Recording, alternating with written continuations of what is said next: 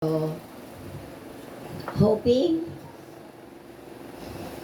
na ito po ay mapupuno muli. Amen? Hindi lamang ang dami sa anniversary, kundi everyday ng inyong pong buhay, papalapit po sa Panginoon. Amen? Amen. So, praise the Lord. Wala pong lugi sa Panginoon kapag siya po ang ating inuna sa buhay. Ang sabi po sa Matthew 6:33, seek ye first the kingdom of God. And this is the kingdom of God.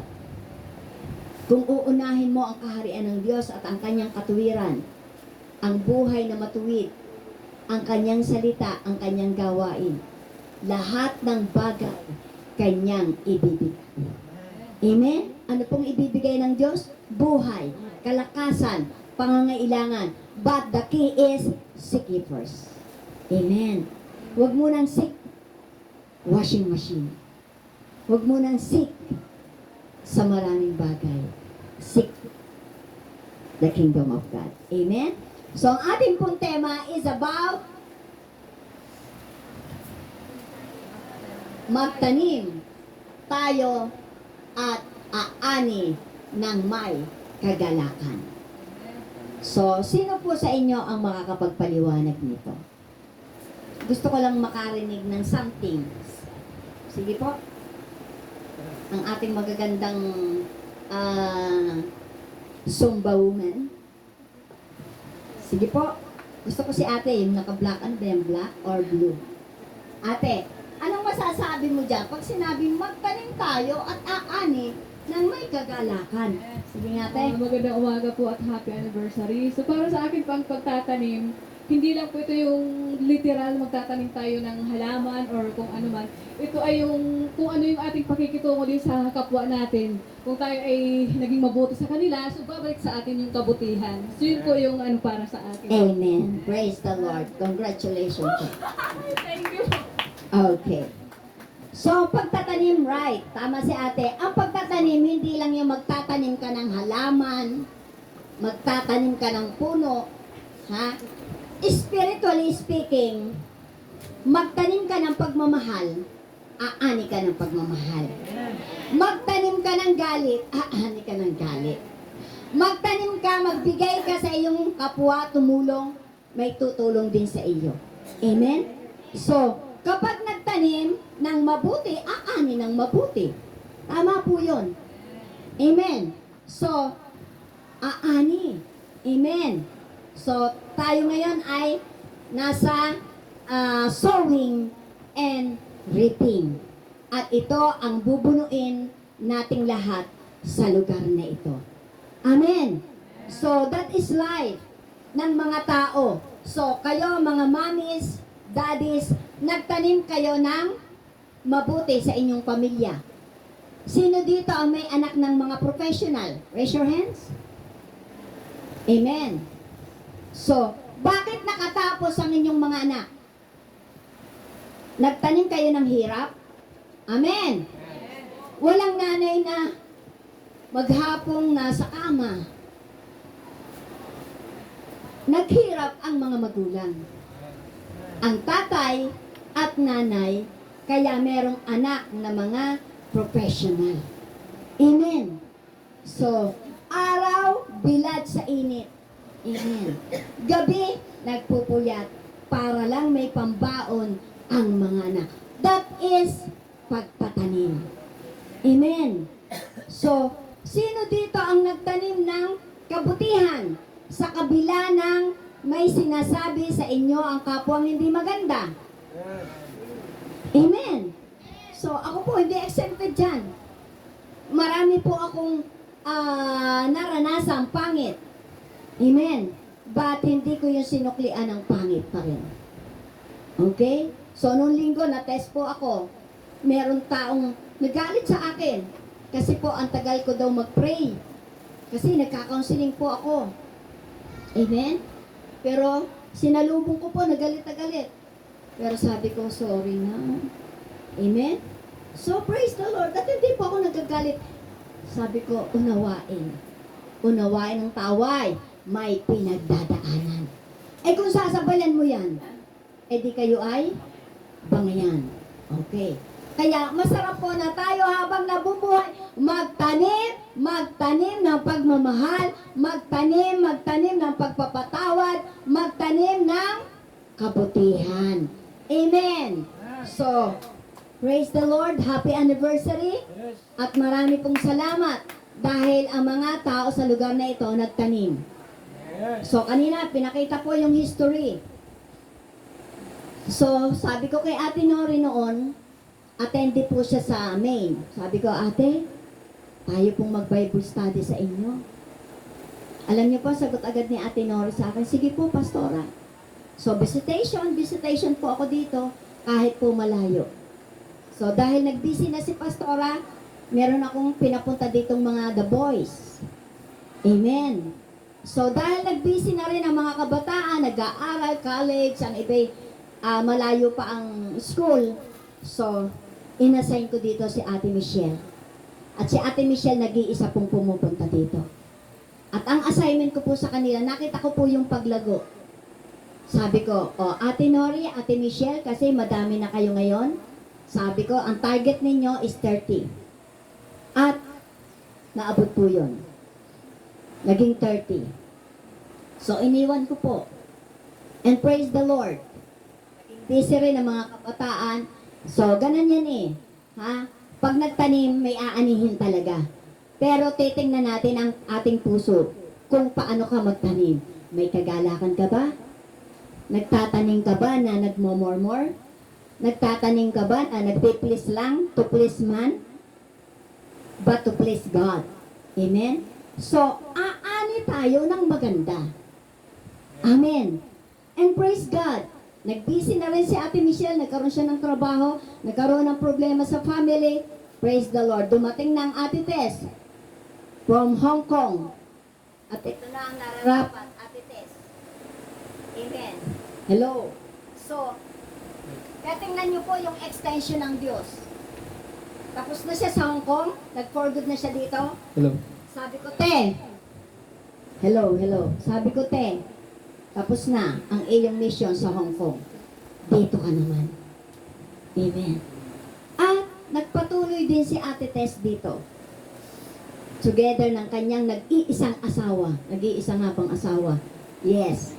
Amen? So, pumupunta kahit naulan, pumupunta kahit napakainit. Pagtatanim. Mga may nagtanim. Di ba?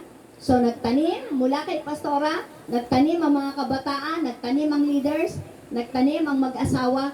Praise the Lord. At, inalaw ng Lord na magkaroon ng problema si Ate Tess. Pumalit naman si Kuya Santi and Ate Julia. Nakita niyo po yung pagtatanim? Dire-diretso? Hello? Ay kung tumigil na ng pagtatanim, anong ating? Walang aanihin. And thank God, this is the time of harvesting. You and me ang gagamitin ni Lord to sowing and sowing and sowing more and more ng ano po? Kaluluwa. Amen? So, dadalhin dapat dito ang asawa, dadalhin dapat dito ang anak. Amen? So, alam niyo po, napakapalad niyo. Sino dito ang naglakad lang papunta rito? Kami po, 2 sakay. Ako po, umaarkila every Sunday ng tricycle 150. Mula sa Banlagen hanggang church. Sipin ninyo po times 4, 150. Amen? So, pagtatanim ito. So, sa pagtatanim po, ano po ang puhunan? Ng sowing before reaping. Ano po ang puhunan?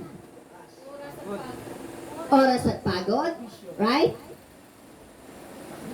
Paano muna ito na itayo? Anong puhunan? Ha? Salita ng Diyos? So, ang akin pong kuya, gusto niya maghalaman ng rambutan. At hindi naman tutubo ang rambutan. Ano po ang kailangan? Pera. Hello, tama po ba? So, kailangan nito ay ayusin. Kita naman natin ang hitsura noon. 'Di ba? Doon pa kami noon. Na mainit, na ang piyas. And thank God. So, gumastos ang church. Hello? Hindi pwedeng walang puhunang pera. Amen. At ito po ay namuhunan. Namuhunan mula sa bulsa ng mga umaattend dito, humingi ng tulong saan ba humingi ng tulong? Kay Amben o sa inyo. Amen. Nagtanim kayo ng pera sa gawain ng Lord. Hello. Kaya ito ay napaganda. Amen. Nasayang ba yung pagtatanim? No. Maari kapatid, hindi mo pa inaani ngayon. But later on, aanihin mo yan. Amen. Sowing before reaping. And sowing and reaping with joy. Sabi dyan, kagalakan. So, pakita natin yung teksto, ate. Mamaya pa po tayong 2:00 tatapos. Kaya niyo po yun? Kaya niyo po yun? Magtatanim tayo. Amen. At ito yung mga bagay na hindi po nasasayang. Nakatingin, nakabidyo po tayo sa langit. Hello. So, ate, so sabi po dito, ate nasa. Okay, silang tumatangis. Pag sinabing tumatangis, habang nagsisipagtanim. Pag sinabi pong tumatangis, ano yun ate? Hayaan mo na mag-ani ng puspos ng kagalakan. So bago mapuspos ng kagalakan, silang tumatangis. Sino to? Si Ate Arlene. Sino to? Si Ate Cynthia. Si Ate Lina. Si Miss Beautiful. Oh. Si Ate Juliet. Kuya Santi, this is the future. Okay? Si Lola May. Si Ate Melba. Si Bishop. Si Kuya Tan. Wow, ang ganda mo yata din ni Ate Nori. Ate Nori. Ate Del. Ate Del. Ate And Del. Ate D. So, tingnan niyo po ang mga mukha nila. Meron ba diyang nakasimangot? Ngiting tagumpay. Ang pagtatanim, nakalubog sa putik. Nakalubog sa lupa. Tiyak na mabaho na sila. Amen. Kasi mainit yan. Kaya sila ay ano man tawag dito? Salukot. Diba? So, walang nagtatanim na namamango. Later on, maayos ka, diba? Madaling araw pa, pumupunta pa ang mga magsasaka. Pero, maiinitan ka, uulalin ka, babaho. So, ang puhunan ng pagtatanim is pera kasi bumili naman sila ng seed, diba? Bago itanim. So, pera ang puhunan, hirap, ano pa, pawis. Okay. So, ibig sabihin, silang tumatangis habang nagsisipagtanim. Oh. Hayaang mag-ani ng puspos ng kagalakan. Tumatangis, napapadaig. Napapagod na ako. Pero habang napapagod, gumagawa. Parang mami. Kapag nagle-labor, tumatangis. Amen. Nararamdaman na very painful. Kasi humihilab ang tiyan. Wow! Sa paghihirap ng mami, ilang oras nagle-labor. Sino matagal dito na nag-labor? 24 hours. O, si ate. 1 week. Ang hirap. At nakakakita ako ng mga nanay na talagang napapakapit sa dingding. Sumisigaw na ayoko na. Hello? Hirap na ako. Oh. Minsan sumisigaw na ayoko na, pero nakasampo. Hello? Tapos habang nararamdaman yung pain, minsan sinisisi pa yung asawa. Ikaw kasi ang dahilan. Hello? Diba? So, tumatangis. At nung isilang na si baby, wow! Ano ang dulot? Kagalakan.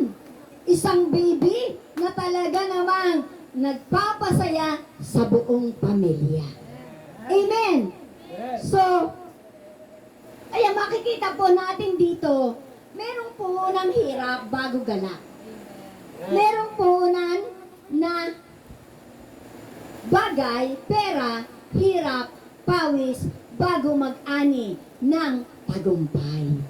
Amen. So, doon muna tayo sa 5-6. Okay? Maya natin balikan yung 5, yung 6. Okay? So, sino sa atin na magbubukid? Si Ate D. Di ba po? Pumupunta na doon ng madaling araw. Praise the Lord. So, ano ba yung itinatanim? Palay, rambutan, lansones. Okay. How many years, o pinya, how many years bago mag-ani o pumuti ng pinya? Ilang years? Isang taon. Ang rambutan, ilang taon bago mamunga? 4 years. Lansones. So, it takes years. Amen? So, namuhuna ng, at hindi naman pagkatanim ng rambutan, wala na.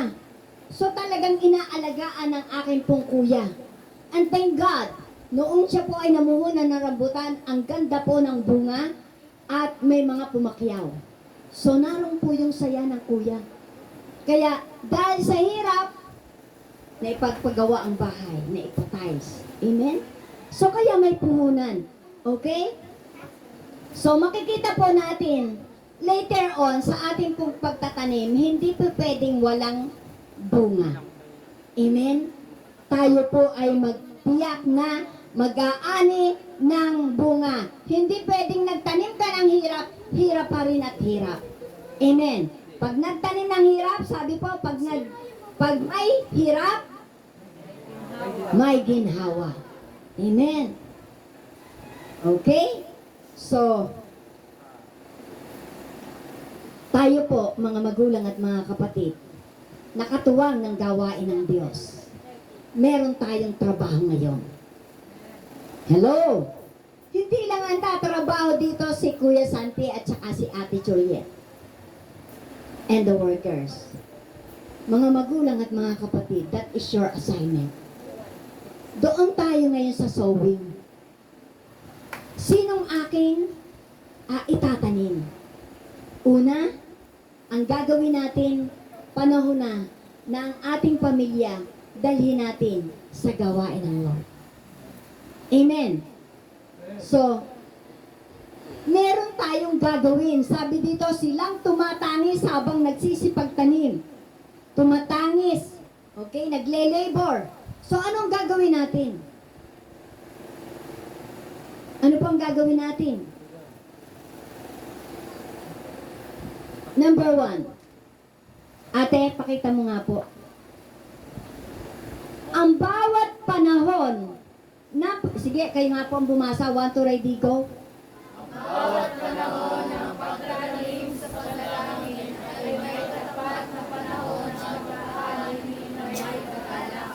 Ang bawat panahon ng pagtatanim sa panalangin ay may katapat na panahon ng pag-aani na may kagalakan. Nanay, ang puhunan niyo po ngayon, panalangin. Ipapanalangin ko ang asawa ko. Ipapanalangin ko ang aking anak. Ipapanalangin ko ang aking pamilya. Sabi doon, tumatangis. Amen? So, ako po'y naniniwala kapag ang isang nanay, ang puhunan ay luhod at iyak para mabago ang pamilya.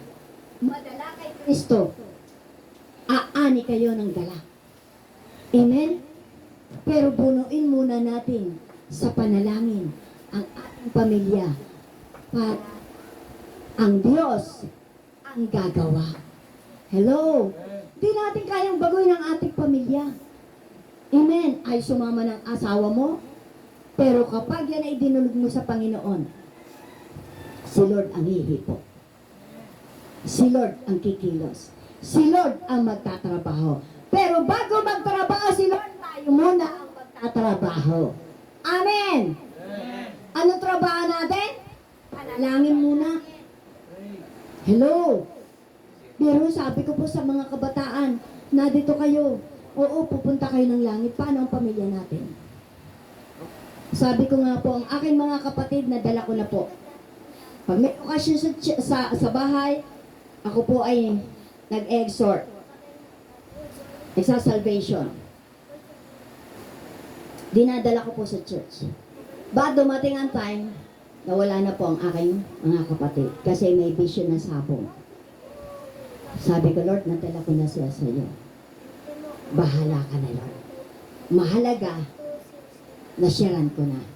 Sabi nga po ni Ate Tess, hindi na ikaw, pastora, ang mananagot. So, magtanim pa rin, panalangin, at hindi ko po sinusukuan sa panalangin ang aking mga kapatid at ang aking pong mga pamangkin. Amen? And time will come, sabi ko, bago ako kunin ng Lord, I declare it, that my family, Karaan family, is for Jesus alone. Ano ba sabi ng Lord? Every knee shall bow, yung ating kinanta. Ano yung kinanta natin kanina? Bawat dila ay magsasabi na si Jesus. Amen. At bawat tuhod ay luluhod. Amen. So, ang ating pong panghawakan, ang bawat panahon ng pagtatanim sa panalangin ay may katapat na panahon ng pag-aani ng may kagalakan. Hello. Praise the Lord. Ang nanay ko po, bago kunin ni Lord, nagpatotoo muna. Namatay siya ng ilang minuto. At nakita niya ang langit. Nakita niya ang napakaraming anghel na nagsasayaw. At napakagaganda po ng mga bulaklak. So, totoo may langit. At habang kami po noon ay nananalangin ng inay, siya po ay puspos na puspos at siya po ay iyak na iyak. Sabi ko, Nay, ano nangyari kanina sa iyo habang tayo nananalangin? Nakita daw po niya ang trono ng Diyos, ang langit. Hello? So, ang Diyos ay nagpapakilala sa panalangin. Amen. Buhay ang Diyos. Sa sino man sa atin po na may problema sa family, may problema physically, may problema spiritually, lapit lamang po sa Panginoon through prayer. Pray, pray, pray until something happen. Amen. Paano ito nabuo? Una, panalangin. Lord, ikaw ang gagawa. Ikaw ang kikilos. Ikaw ang magbibigay. Lagi ko pong declaration, Lord, Christ is enough for my situation. Ang ating pong kasama 15 monthly. Dati po ay 10, naging 12, at tumaas ngayong year na ito, naging 15. At nagkwenta po ako ng gastusin ng church. Umaabot pala kami sa gastos ng 35,000. Pag titingnan ko po ang leaders, hindi lahat may trabaho. At hindi malalaki ang sweldo. Mostly ang nanay namin sa main, walang work. Mostly kabataan. Hello? Paano ko bubunuin yung 35,000? So, nagkwenta po ako, sabi ko, anak, kay Jan Ren at saka kay Rose, ito pala ang gastos natin. Hindi pa po kasama yung amin pong, pag may birthday, bibili ng cake. Hindi pa po kasama sa gastusin yung biglang dadalaw kami, magbibigay. May patay, magbibigay. Hindi pa po. Yung gastos lang sa isang buwan. Isipin niyo po mga magulang at mga kapatid. Buhay ba ang Diyos? Amen! Sabi ko, Lord, ikaw yung financier ng church, not me. Ang trabaho ko lang, manalangin at manalangin. Amen? And praise God, may hini po ang Diyos. Kaibigan namin ni Ate Juliet, nilaban ko siya sa prayer. Sabi ko, Lord, they will come. Kikilos ka sa kaibigan namin ito. Ibubulungan mo na susuporta sa gawain. And thank God. Sumasagot po siya ng monthly 10,000. Hello, why? May lumuhod, may umiyak sa panalangin. At sabi po niya, hindi ko alam. Ito talaga ang conviction ng Lord sa akin, ang tumulong sa church. Hindi ba pulong yun ng Diyos? Amen! Why? Kasi may nananalangin. Amen! May umiiyak. So kapag ikaw nanay, kabataan, umiyak para sa pagbabago ng pamilya, gagawa ang Diyos. Hello? Meron bang mahirap sa Diyos? Wala. Si Ate Tess, first stage cancer. And praise the Lord. Because of prayer ng mga kapatiran, nakasurvive si Ate Tess. Gumaling si Ate Tess. Because of prayer. Prayer is very powerful. Sa ating pong teksto, silang tumatangis habang nagsisipagtanim. Kinikilabutan po ako. Holy Spirit is there. Hello? Amen? So, mamuhunan tayo ng panalangin. Madali bang manalangin? No. Pero kapag ikaw ay nag-dwell at na-enjoy mo, 2 hours kulang. Hello? Something really happened. Kapag ang isang nanay ay kumakatok, lumalapit, sabi ng Diyos, kumakatok ako sa inyo. At kung ako'y inyong pagbubuksan, Revelation 3:20, ikaw at ako, magkasalo tayong kakain. Amen? Not literal na pinto, kundi ang puso natin. Hello? Magkasalo tayong kakain ng ano? Pakikinig ng salita ng Diyos. Amen? So, ibig sabihin, sa panalangin may kasagutan. Hello? Tama po ba? Sa panalangin may kagalakan. Amen? Kapag answered prayer tayo, praise the Lord. Napapapalakpak po tayo. Sa panalangin may kapayapaan. Tama po ba? Hello? Sa panalangin, nagkakaroon ka ng kalmado. Amen? So nakita po natin. So naalala ko po ang testimony ni Bishop Hermie. Nung kami po ay nag-seminar, testimony po ng isang pastor na sila ay magpapagawa ng church pero wala pong malaking budget. At sila po ay nag-fasting. At alam niyo po, merong ginamit ang Diyos na tao na nagbigay ng 1,000,000. Hello. Alam ko po kung sino yung nagbigay, hindi ko na lang sasabihin. At nakita ko po yung bag, sabi niya sa akin, Pastora, laman niya 1,000,000. Ay, ganun po. Sana all. Hello. So, tingnan niyo po, sino ang bumulong? Ang Holy Spirit. Amen? Kaya, yung problema natin, mas problema ni Jesus. Amen? Siya yung kakatagpo. In due time, we will reap. Hello. So, verse 6, sabi doon, silang mga nagsihayong dalay binhi na nanangis. Ano kaya yung binhi spiritually? What is binhi? What is seed?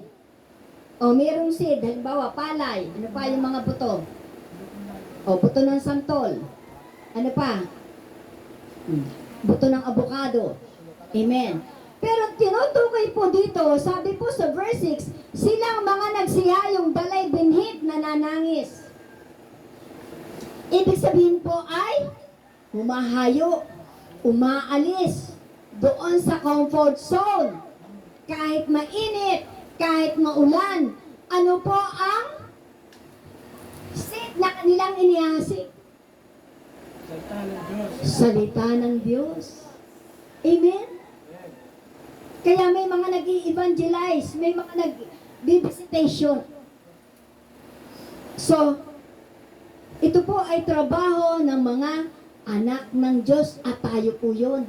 Hindi lang si Pastora, hindi lang si Kuya Santi, hindi lang leaders. Tayo yun ang gagamitin ng Lord na mensahero ng kanyang salita. Ihasik ang binhi na kailangan po ng tao. That is the Word of God. Amen? So, kaya sinasabi po ni Jesus, go and make disciples. Amen? So, humayo ka. At dapat tayo ay makarami. Amen? Turuan ang salita ng Diyos. So, this is the time, mga magulang at mga kapatid, na tayo magamit ng Diyos sa ating pamilya, sa ating kapitbahay, sa ating barkada. Napakapalad nyo kasi ang church po ay inilalapit na sa tao. Amen? Free na. Hahakbang na lang po tayo dito. At ang Diyos po ay nagbubukas ng kaligtasan sa lugar na ito. And time will come, ikaw at ako ay haharap sa Diyos. Hello? At kung tayo ay matuwid na nabubuhay, tayo ay kukunin ng anghel at doon tayo sa langit.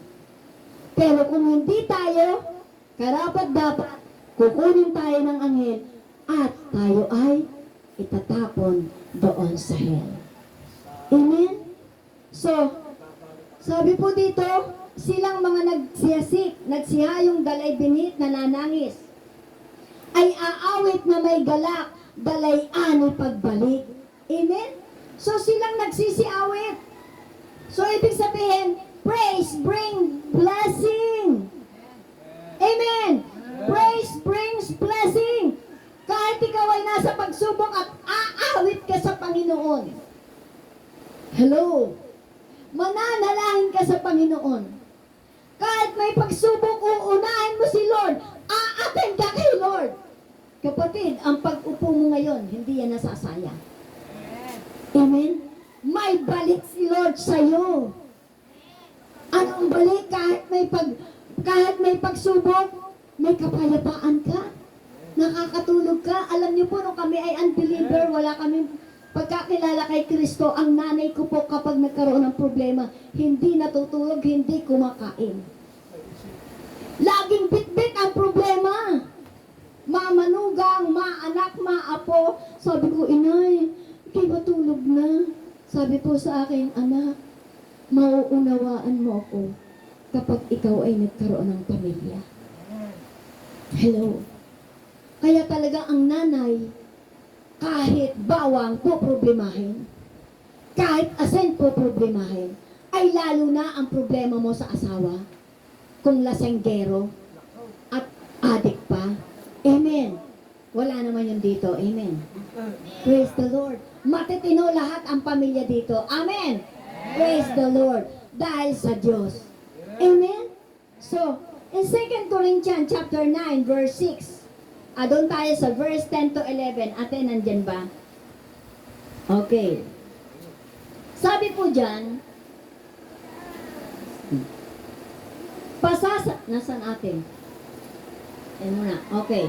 Ang Diyos na nagbibigay ng bilhing ihahasik at tinapay na makakain ng tinapay. Ano yun natin? Parang mali. Ay siya ring magbibigay sa inyo ng binhi at magpapalago nito upang mamunga ng sagana ang inyong kabutihang loob. So magtatanim ng may kagalakan. Amen. At ang sabi dyan, pasasaganain tayo ng Diyos. Anak verse, yung 10 to 11, ano ba yan? Sabi dyan, pasasaganain niya kayo sa lahat ng bagay. That is promise ng Lord. Para lalo kayong makatulong sa marami, sa gayon dadami ang magpapasalamat sa Panginoon. So kapag tayo ay nagbigay, tumulong, maraming magpapasalamat. At ang Diyos ang magbabalik ng lahat ng ating ibinibigay sa gawain ng Panginoon sa ating kapwa. Amen. Gutom na po ba kayo? Fasting tayo, wala tayong handa. Okay. So, praise the Lord. Pangalawa po, sa bawat panahon ng paghayo. Ano ibig sabihin ng paghayo? Aalis ka sa inyong tahanan at sesyaran mo si ate. Hoy kumare, nagbigay ka ng pansit. Kumare, anniversary sa church, punta ka naman. That is paghayo. Okay? So, sabi dito, sa bawat panahon ng paghayo ng may pag-aasik. Anong inaasik? Word of God. Sa tamang panahon ng Diyos, ito ay sisibol ng maganda. Alam niyo po ba ang unang nag-share sa akin ang nanay ko? High school po ako, sabi po ng nanay ko, anak, sumama ka sa akin, meron tayong pupuntahan. At nagpunta po kami sa isang Bible study. At ako po ay pinag-pray, at ako po ay na-sleep. So, ang nanay ko po ay nakakilala nung time na kami po ay may matinding problema. Hello. Nang akin pong kapatid ay nakadisgrasya ng tao. Nang dahil lang sa kambing. Sipin niyo po yun. Kasi ninakaw yung kambing namin. Ay sabi ng mga barkada, ay unbeliever, siyempre, ay medyo ang amin pong pamilya merong kata. Alam niyo mo yung kata? Katapangan. Okay? So, hindi pumayat. Kaya, alam niyo po, ay meron akong kapatid na pulis. At kami ay may baril. Nakuha ng kuya ko yung baril ng tatay. At binaril. Alam niyo po, ang nanay ko ay maloloka. Dahil hindi po alam ang gagawin. Nagtago ang kapatid ko, ang nanay ko, lalong dumikit sa Panginoon, umiiyak, naririnig ko po yun, nagpapakapuyat na nagme-meditate ng Word of God. At sabi po nung tao, nung tatay na nadisgrasya yung anak, wala akong katapat. Hindi ako magpapaariglo. Buhay ang inutang, buhay din ang kabayaran. So, iyak ang nanay ko. So, kahit ganun po ang sinasabi ng isang tatay, luhod ang nanay ko sa taong yun. At humihingi ng tawad ang nanay ko. Pero napakatapang po. Nanay ko matapang eh. Pero nakatapat ang nanay ko din ng matapang. At alam niyo po, yung best friend noon, nilapitan ng nanay ko, yung best friend ng nanay, ng tatay. Pero nabigo. So, kami po noon ay malapit at kamag-anak po namin si Konsehal Loro. Yon, lumapit po kami. At sabi po ni yung namatay na si Mamay Loro, kilala niyo po yung Tatay Jesus? So, pinuntahan po namin, yun po ang kinasangkapan ng Diyos. Yung si Konsehal Loro, nanay, kilala niyo yon? Matanda na po yung konsehal. At alam niyo po, napatawad po ang nanay. Unay panalangin. So, nagbayad po kami. So, praise the Lord. At alam niyo po, salamat sa Panginoon. Bago namatay yung kuya ko na nakadisgrasya na born again. At naglingkod din po sa Panginoon. At ang kanyang asawa, lingkod rin ng Panginoon. So, at ako pinaniniwala na ang kuya ko nung malapit na siyang mamatay kasi nagkasakit po siya. Umiiyak po siya. At talagang sinasabi niya, Jesus, Jesus. Amen? So, kung hindi po nagkaroon kami ng matinding problema, makikilala po ba namin ang Diyos? Ng malapitan, ng pagiging closeness sa Lord. Praise God. Kaya tingnan niyo po ang Panginoon. Siya ay Diyos na tapat. Siya ay Diyos na mabuti. At siya'y dumirinig ng panalangin. Amen? Kaya walang problema na walang solusyon. Laging merong katapat na solusyon ang bawat problema. Amen? Kapit lang, lapit sa Panginoon, magtiwala, manampalataya, at magtatagumpay ka sa iyong problema. Amen! Palakpakan po natin ang Panginoon. So, nakita po natin, sa bawat panahon ng paghayo ng may pag-asik na salita ng Diyos, may tamang panahon. Ang Diyos, ito ay sisibol ng maganda. Amen? Praise the Lord. So, magtanim ng may pananampalataya at mag-aani ng kagalakan. So, magtanim ng may pananampalataya at mag-aani sa panahon ng Diyos. Amen? May timetable si Lord. Matatapos din, anak, ang problema mo. Huwag ka lang titigil sa panalangin. Huwag ka lang titigil ng pagtitiwala sa Lord. Huwag ka lang titigil sa paglilingkod. Amen? So, sino ang susi? Ang Diyos. Last. Ay, salamat. Natatapos na si Pastora. Gutom na kami. Hello. So, nakita po natin from invitation, ito'y nagkaroon ng Bible study. From visitation, nagkaroon ng Bible study. Okay? From Bible study, nagkaroon ng satellite church. Amen. Palakpak sa Panginoon. Sino bang mga nagtanim? Yung mga tinawag ng Diyos, mga mananampalataya. Amen? Mula sa amin, dahil kina Ate B, Ate Cynthia, Ate Lina, sino pa? Lola May, sino pa? Baka ako may nakalimutan. Ate Nori, Kuya Tan, Ate Del, sa lugar na ito, si Lola, si Ate Mercedes. Praise the Lord. Amen? Sila yung mga senior citizen na humahayo, nag-i-invite, nagbibigay. Amen! So, nakita po natin, magsipag, huwag manghinawa, at mag-aani ng biyaya. Sabihin nga po natin, magsipag, huwag manghinawa, at mag-aani ng biyaya. Okay, so number 3 tayo. Ano yung number 3? O, basahin nga po ninyo.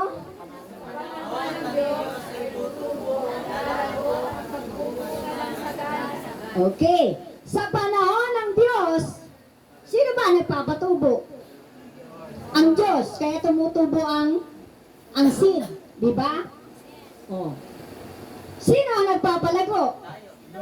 Si Lord pa rin. Amen. At sino ang nagpapabunga ng sagana? Si Lord pa rin. Ako hindi ko po kayo kayang padamihin, even Kuya Santi. Pero kapag nagtanim ng hirap, nagtanim ng pagod, nagtanim ng ng time, nagtanim ng pera, si Lord na ang bahala. Si Lord ang magpapatubo. Si Lord ang magpapalago. Si Lord ang magpapabunga. At kayo ay bunga ng aming panalangin. Kayo ay bunga ng imbitasyon. Kayo ay bunga ng paghayo. Palakpakan niyo po ang inyong sarili. Dahil hindi ninyo pinahindihan si Lord. Amen! Yan po ang pagtatanim. Hello! May bunga. At hindi bulok na bunga. Hindi luoy na bunga. Amen. Ano po ang bunga? Mabunga yung puno malusog. Hello, sagana.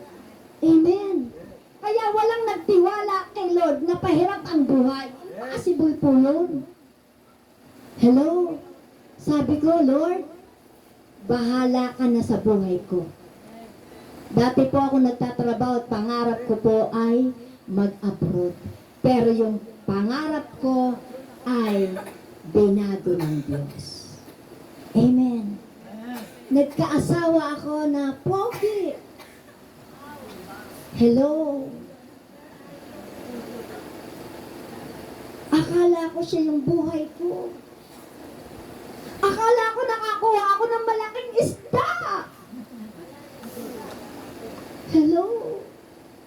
Pero hindi pala malaking isda, dulong. Akala ko may ginto. Palay tanso. Hello. Akala ko pupunta ako ng US. Pero dinala pala ako ni Lord sa gubat. Hello? Amen? Yung pangarap ko, mas mataas yung pangarap ng Diyos. Amen? Alam niyo po ba na ako nagtatrabaho, never ako makabili ng signature na sapatos, bag, ano pa? Ako mahilig sa alahas, medyo materialistic ako. Pero wala po akong nagawa kahit ayoko eh. So, binasag ng Diyos ang puso ko. Inalis ang asawa ko sa buhay ko. Alam niyo po ba ang aking asawa? Hindi Pilipino, kundi foreigner. Bunga ng ambisyosang Lynn. See? Matigas ang ulo ko po. Ayoko magpastor.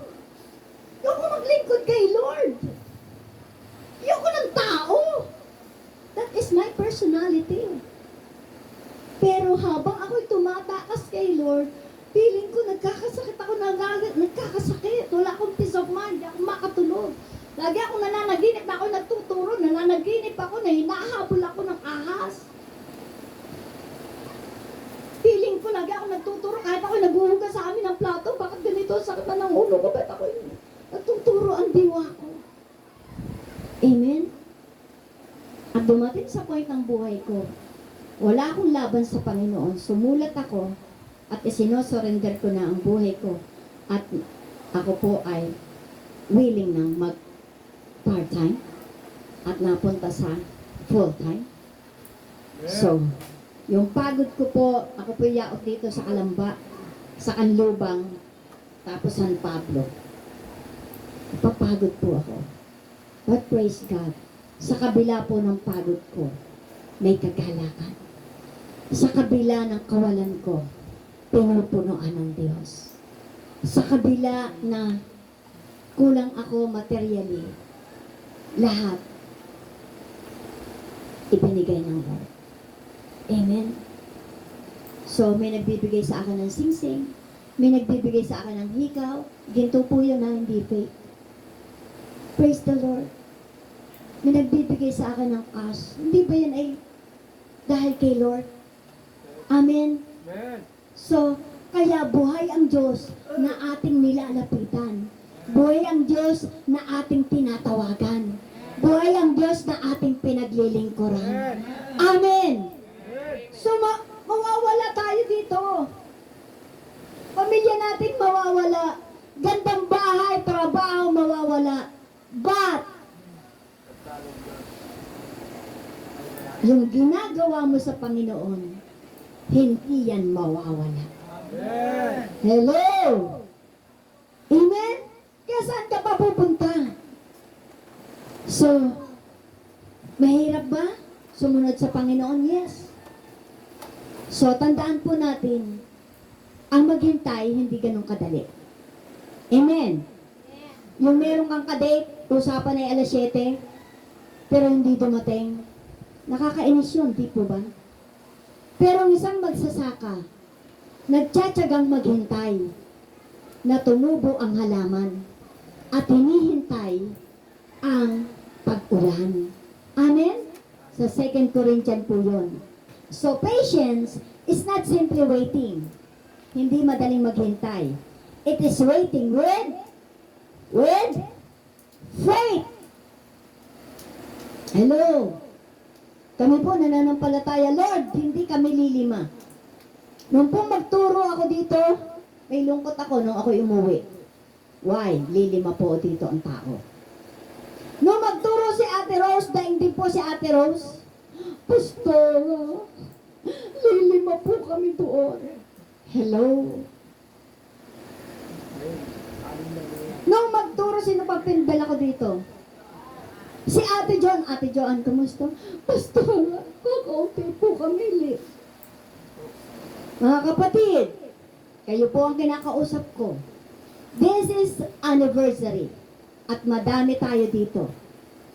Hello? Pero, I pray na sa susunod na linggo, wala nang 5. Cut na ito. tuldok na ito. Amen? Tayo po ay magtatanim. Amen? At sa ating pagtatanim, doon tayo aani. At ang ating pag-ani ay may kagalakan. Ibig sabihin, nagtagumpay po tayo. Amen. So mga magulang at mga kapatid, kayo po ay aming gusto po natin kayong maging katuwang sa gawain ng Panginoon. Amen? Are you willing to serve the Lord? Are you willing to support God? Not materially. Yung present ninyo, mga nanay, napakahalaga. So, our conclusion, so, sacrificially. Next, serve faithfully. C, trust God patiently, like a farmer. And D, reap joyfully. So, pag ginawa natin yung A, B, and C, dito tayo aani. Amen? Mag-aani tayo ng may kagalakan, but ang susi, sakripisyo muna. Tama po ba yun? Pangalawa, ano mangyayari? Sakripisyo, maglilingkod ng merong katapatan. Amen? Kuya, panahon na. Okay? At habang ikay nasusugatan, habang ikay napapagod, habang may problema, pagtitiwala sa Panginoon. Amen? Tiyaga at tiyaga. Pag may tiyaga, may nilaga. Ano ibig sabihin niyan, ate? Pag may tiyaga, may nilaga. Anong nilaga? Nilagang baka? Tagumpay. May tagumpay. May pagpapala. Amen! So, palakpakan po natin ang Panginoon. Isang awit lang, tayo po ay tumayo.